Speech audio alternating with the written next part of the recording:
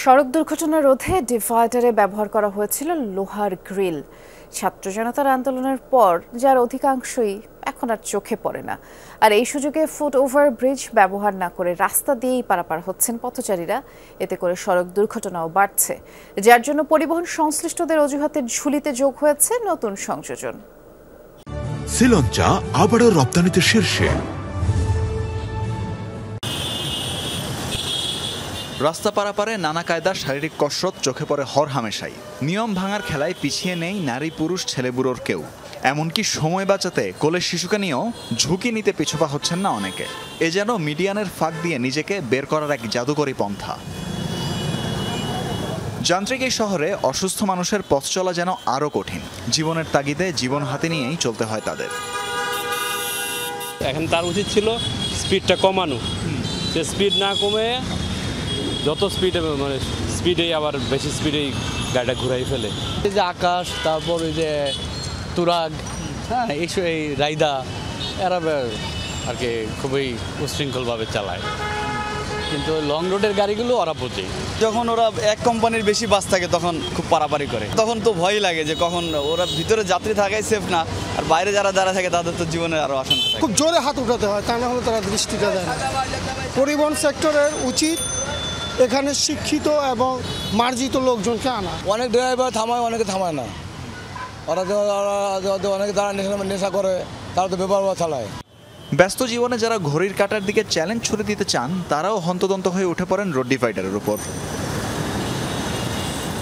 জুলাই বিপ্লবে ছাত্র জনতার হাতিয়ার হিসেবে ব্যবহৃত হয় রোড ডিভাইডারের মিডিয়াম। এরপর থেকেই অরক্ষিত ডিভাইডার কোথাও কোথাও দড়ি বেঁধে চলছে পথচারী ঠেকানোর চেষ্টা। রাস্তার মাঝে হুট করে পথচারী এসে পড়লে বিপদে পড়েন বাস চালকরাও। কতজন দৌড় দিয়ে আবার পিছিয়ে দেয়, ওইটা মেয়ে তো দুর্ঘটনা ঘটে। হ্যাঁ, পারোয়া চলে গেলে আর কোনো সমস্যা হয় না।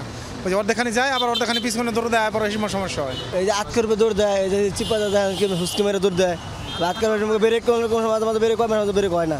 ওই টাইমে সমস্যা হয়, ওই টাইমে দোষ পড়ে গাড়ি ড্রাইভারের, ওই টাইমে যাত্রী করে দোষ পড়ে না। অনেক মহিলা হাঁটতে পারে না, তো আমরা অনেক সময় গাড়ি থাকি, আমাদের লোকাল গাড়ি, আমরা একটু অনেক সময় জোরে চালাই, অনেক সময় আস্তে চালাই, পিছনে গাড়ি থাকে।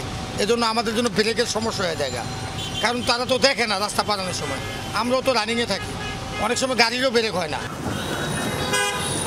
ডিভাইডার ও মিডিয়ান না থাকায় সড়কে দুর্ঘটনা বেড়েছে বলে দাবি বাস মালিকদের। যখন আন্দোলন সংগ্রাম ছিল তখন প্রত্যেকটা রাস্তার মাঝখানে আইল্যান্ডের যে ছিল, রেলিং ছিল, যে লোহার রেলিং, এগুলো কিন্তু একটাও নাই। এখন সব ভাঙ্গা ফাঁকা করে দিয়েছে। এখন মানুষ সব যেখান থেকে পারার সুযোগ পা ওখান থেকে রাস্তা পারাপার হচ্ছে।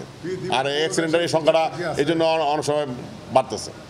ডিএনসিসি বলছে রাস্তাটিতে এমআরটি লাইন 1-এর কাজ চলছে। মিডিয়ান বসানোর জন্য তাই অন্যান্য কাজের সাথে সমন্বয় করে চলতে হচ্ছে। রাষ্ট্রীয় অর্থের অপচয় রোধেই এই বিলম্ব। তাদের কিছু কাজ আছে, আন্ডারগ্রাউন্ড ড্রিলিং আছে। তো আমরা যদি এখন এই কাজগুলো করি তাহলে কিন্তু আবার এটা ভেঙে কিন্তু অপচয় হবে। ওদের রাইট নাও বা 2-1 বছরে ইন্টারভেনশন নাই, সেই কাজগুলো আমরা করে দিয়েছি। বাকি কাজগুলো ওরা যেভাবে রিকোয়ারমেন্ট দিবে সেই অনুযায়ী যত তাড়াতাড়ি সম্ভব আমরা করে দেব। সরকারি অর্থ অপচয় রোধ করার জন্যই মূলত এই ডিলেটা হচ্ছে। আসলে রোড ডিভাইডারগুলো আগের অবস্থায় ফিরলে সড়ক দুর্ঘটনা কতটা কমবে সেটি এখন দেখার বিষয়। তানভীর মৌসুম, যমুনা নিউজ, ঢাকা।